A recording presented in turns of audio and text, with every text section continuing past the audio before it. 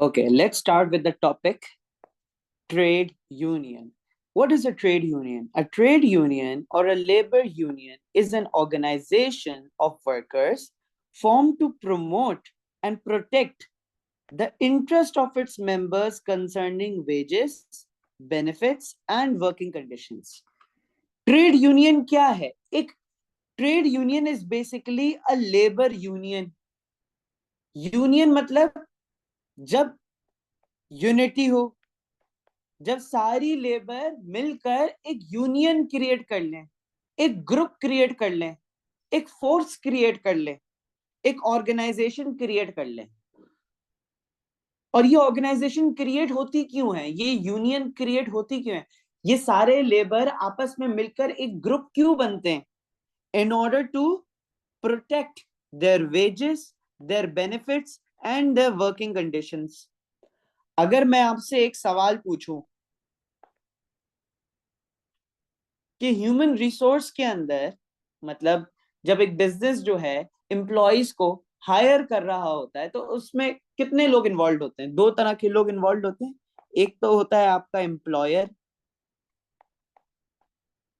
और एक होता है आपका एम्प्लॉई।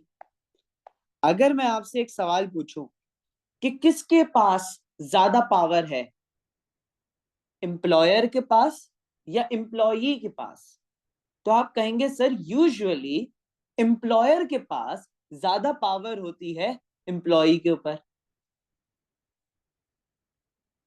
तो there is a disbalance between the power between an employer and an employee. Sometimes an employer has more power than an employee. So when an employer has more power than an employee, so the employer can try to exploit the employee. Exploit मतलब एक employer अपने employ का फायदा उठा सकता है। किस तरह? कि उसको उसकी रिक्वायर्ड वर्किंग कंडीशंस ना दे, उसकी रिक्वायर्ड वेजेस या सैलरीज ना दे, बेसिक रिक्वायरमेंट्स ना प्रोवाइड करे। So the point being here is that an employer can exploit an employee if he has more power over him. So an employee individually doesn't have that much power. अगर एक organisation है जिसके अंदर तकरीबन 1000 employees हैं या 10,000 employees हैं, बहुत बड़ी ऑर्गेनाइजेशन है, so as an individual employee you are just any other employee. As an individual employee आपके पास इतनी पावर नहीं है। वो आपका एम्प्लॉयर आपको बोलेगा आपको इन वर्किंग कंडीशंस में काम करना है, इन पैसों में काम करना है, करो, नहीं करना नहीं करो, जाओ, हम किसी और को हायर कर लेंगे। So you may not be left with any other choice. So sometimes an employer has more power over an employee. So as an employee individually doesn't have that much power.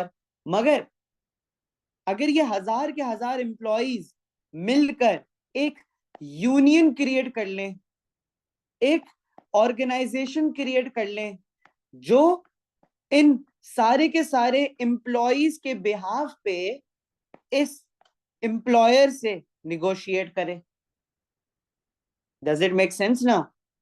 अब ये जितने भी employees हैं, if they form a union, तो अब वो minority नहीं रहेंगे। Now the minority becomes the majority because now everyone are a union.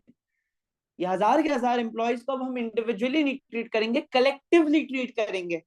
एक यूनियन बना लिया इन्होंने, एक ऑर्गेनाइजेशन को ज्वाइन कर लिया जो कि ट्रेड यूनियन है। तो जब ये कलेक्टिवली आके इस एम्प्लॉयर से निगोशिएट करेंगे, निगोशिएट मतलब बार्गेन करेंगे, तो फिर देर आर चांसेस कि एम्प्लॉय की बात सुनी जाएगी, इस एम्प्लॉय की वेजेस एंड सैलरीज में इंप्रूवमेंट आएगी, इस एम्प्लॉय की वर्किंग कंडीशंस में इंप्रूवमेंट आएगी। So what is a trade union? A trade union or a labor union is an organization of workers formed to promote and protect the interest of its members concerning wages, benefits and working conditions. So एक trade union एक ऐसी organisation है workers की जो कि workers के interest में काम करने की कोशिश करता है by promoting and protecting their wages, their working conditions and their necessary benefits. एक ट्रेड यूनियन का मकसद क्या है, एक ट्रेड यूनियन के फंक्शंस क्या हैं, ट्रेड यूनियन के पर्पस क्या है? Let's read. Negotiating wages and other non wages benefits with employers, कि वो better wages and better working conditions, जो नॉन वेज बेनिफिट्स हैं, नॉन फाइनेंशियल रिवॉर्ड्स हैं, वो एम्प्लॉयर्स के साथ नेगोशिएट करे, उसकी बार्गेनिंग करे। Defending employee rights and jobs, employees के जो हुकूक हैं, जो उनके राइट्स हैं, उनको प्रोटेक्ट करना, उनको डिफेंड करना, उनकी वर्किंग कंडीशंस को इंप्रूव करना, जैसे कि the number of hours they work and the health and safety at the work, इन सारी चीजों पे इंप्रूवमेंट पे बात करते हैं। पे एंड अदर बेनिफिट्स की इंप्रूवमेंट पे बात करते हैं, छुट्टियां बढ़ाने की बात करते हैं, सिक पे, पेंशंस और सिक लीव्स को इंप्रूव करवाने के लिए निगोशिएट करते हैं। encouraging firms to increase worker participation in business decision making, ये भी negotiate करते हैं कि आप अपने एम्प्लॉयज को इतनी अथॉरिटी दें या इतनी रिस्पॉन्सिबिलिटी दें कि वो बिजनेस की डिसीजन मेकिंग के अंदर इनपुट डालें, उनको एक वैल्यूएबल पार्ट फील कराएं अपनी ऑर्गेनाइजेशन का, उनको मशीनरीज की तरह ट्रीट ना करें, उनको इंसानों की तरह ट्रीट करें, उनकी बातों को सुने और उनकी बातों को कंसिडर करें, ये भी निगोशिएट किया जाता है। Supporting members taking industrial action, अगर हमारी बात नहीं सुनी गई, हमारी वेजेस, हमारी डिमांड्स को नहीं मीट किया गया, तो यही यूनियन सपोर्ट करती है अगर आप कोई एक्शन लेते हैं, कोई इंडस्ट्रियल एक्शन लेते हैं, जैसे कि स्ट्राइक पे चले गए, जैसे काम को स्लो करना शुरू कर दिया, this is known as industrial action. Developing the skills of union members by providing training and education courses, हम ट्रेड यूनियन बेटर ये भी निगोशिएट करती है कि हमारे वर्कर्स से अगर आपको ज्यादा रिक्वायरमेंट है कि बेटर परफॉर्मेंसेस हो, तो उसके लिए आपने बेटर ट्रेनिंग भी प्रोवाइड करनी होगी। तो इस तरह की डिमांड्स भी ट्रेड यूनियन करती है। Providing social and recreational amenities for their members, obviously कि एक हैप्पी इन्वायरमेंट हो जहां पे आप काम कर रहे हैं मेंबर्स के लिए, तो वहां पे एक सोशल प्लेटफॉर्म भी प्रोवाइड होना चाहिए। तो इस तरह की बेटर निगोसिएशंस होती हैं। अच्छा, तो एक बात बताएं, ट्रेड यूनियन का पर्पस क्या है? ये सारी की सारी चीजें पढ़ने के बाद ट्रेड यूनियन का पर्पस क्या है, ये सारी की सारी चीजें पढ़ने के बाद मुझे ये पता चलता है कि ट्रेड यूनियन का जो पर्पस है वो ये है कि एक एम्प्लॉयर और एम्प्लॉई के बीच में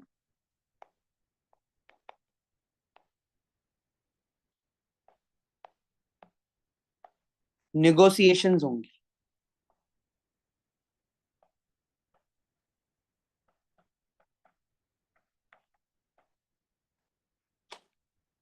और इस निगोसिएशन को हम कहते हैं कलेक्टिव बार्गेनिंग। अब सवाल होगा कि इस टर्मिनोलॉजी को हम कलेक्टिव बार्गेनिंग क्यों कहते हैं? तो मुझे एक बात बताओ, पहले हमारे पास एक एम्प्लॉयर था, ऐसे ही, दिस इज एन एम्प्लॉयर, और ये एम्प्लॉयर एक एम्प्लॉई से इंडिविजुअली बात कर रहा था। तो जब एम्प्लॉयर डायरेक्टली एम्प्लॉई से नेगोशिएट कर रहा है, तो वो कलेक्टिवली तो नहीं कर रहा ना। An employee is individually negotiating and dealing with the employer। मगर अगर मैं इसके आसपास और भी एम्प्लॉइज बना दूं,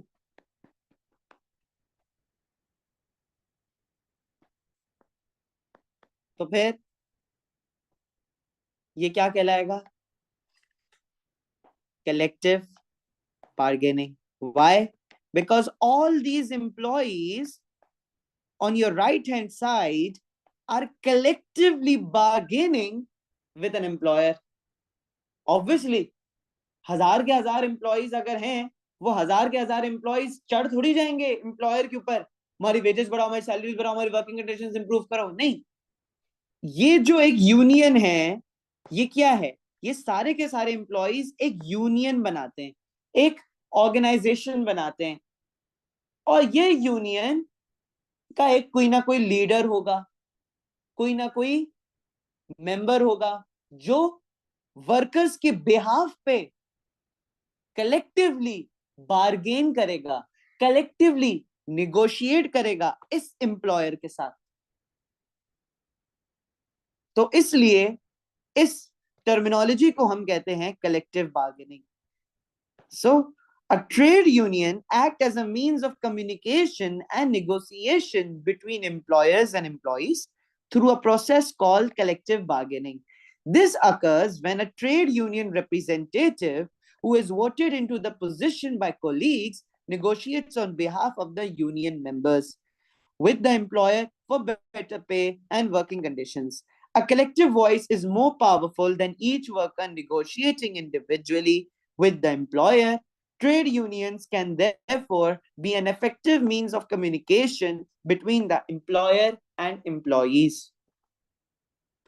तो जब मैं एक ट्रेड यूनियन के बारे में बात कर रहा हूं, तो एक ट्रेड यूनियन निगोशिएट कर सकती है कलेक्टिवली बार्गेन करके वर्कर्स के बिहाफ पे, और इसकी वजह से बेटर रिजल्ट्स भी आ सकते हैं, बिकॉज जो ट्रेड यूनियन का रिप्रेजेंटेटिव होगा वो मोस्ट लाइकली स्पेशलाइज्ड होगा बेटर नेगोशिएशन में। एज एन इंडिविजुअल एम्प्लॉय हो सकता है आपके अंदर नेगोशिएशन स्किल्स ना मौजूद हो, और ऑब्वियसली जब वो एक रिप्रेजेंटेटिव कलेक्टिवली वर्कर्स के बिहाफ पे बार्गेन करेगा, नेगोशिएट करेगा, so now the minority becomes the majority.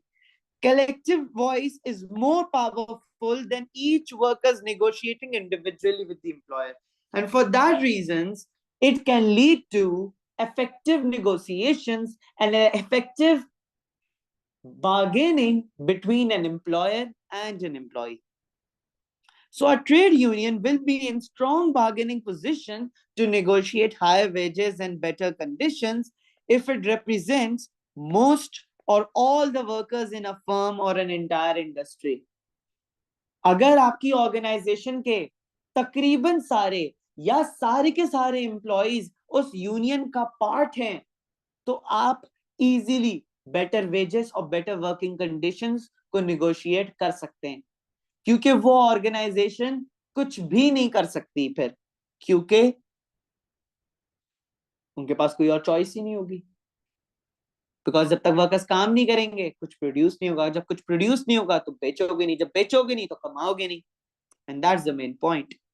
Next point, union members provide goods and services that consumers need and for which there are few alternatives such as electricity and water supplies, healthcare and education.